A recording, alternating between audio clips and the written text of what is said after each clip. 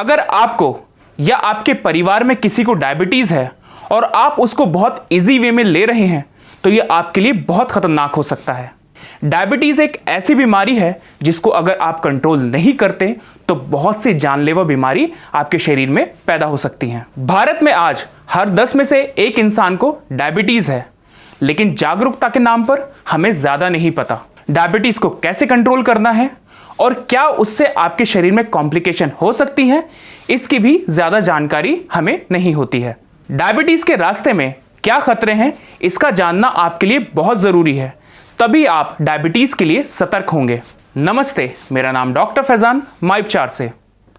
Diabetes की series के इस वीडियो में हम जानेंगे कि अनकंट्रोल डायबिटीज़ से क्या क्या कॉम्प्लिकेशन हो सकती हैं।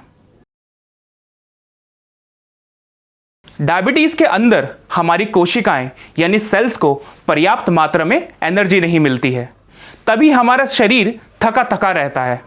साथ ही हमें भूख भी ज़्यादा लगती है और प्यास भी ज़्यादा लगती है। ये तो शुरुआती लक्षण होते हैं डायबिटीज़ के अंदर, लेकिन बाद में डायबिटीज़ में क्या होता है ये जानना आपके लिए बहुत ज़रूरी है।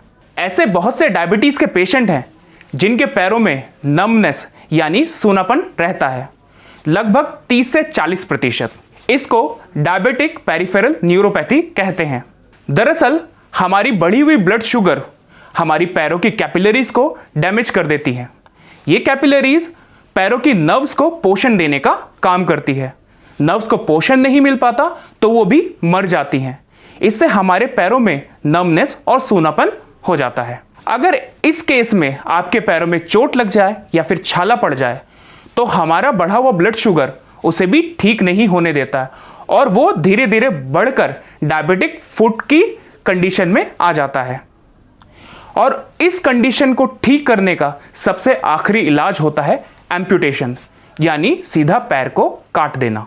अगली कंडीशन जो अनकंट्रोल डायबिटीज़ में हो सकती है वो है डायबिटिक नेफ्रोपैथी। डायबिटीज़ के अंदर हमारी किडनी को वर्क ज़्यादा करना पड़ता है क्योंकि वो हमारे ब्लड को फिल्टर करती रहती है शुगर को कम करने के लिए। ऐसा करते वक्त उसको बहुत सारी माइनर इंजरीज होती हैं जिसमें हमारी किडनी में इन्फ्लेमेशन और साइटोकाइंस प्रोड्यूस होते हैं। धीरे धीरे हमारी किडनी के बहुत से सेल्स इसमें मर जाते हैं और एक टाइम पर ऐसी भी कंडीशन आ जाती है कि आपकी किडनी फेल हो सकती है और ये डायबिटीज़ में डेथ का एक मेजर कारण होता है। डायबिटीज़ में ब्लड वेसल और नर्व डैमेज लगभग पूरे शरीर में होता है और इसका प्रभाव आपकी आंखों पर भी पड़ता है। आंखों का पर्दा जो सीधा ही आपके ब्लड वेसल और नर्व से जुड़ा होता है, इसमें भी एक कंडीशन आती है जिसे डायबिटिक रेटिनोपैथी कहते हैं। अगर आपकी ब्लड शुगर कंट्रोल नहीं रहती है तो ये कंडीशन आपकी बहुत जल्दी आ सकती है और आप इस कंडीशन को सिर्फ अपने चश्मे के नंबर को चेंज करने से ठीक नहीं कर सकते। इसी तरह ब्लड शुगर कंट्रोल ना करने से आपके दिल पर भी बहुत बुरा असर पड़ता है, जिसे इस्चेमिक हार्ट डिजीज कहते हैं, जो मेन कारण होता है हार्ट अटैक या फिर हार्ट स्ट्रोक होने का। डायबिटीज से जो डेथ होती हैं उनमें लगभग 40% केस हार्ट अटैक या फिर हार्ट स्ट्रोक के ही होते हैं।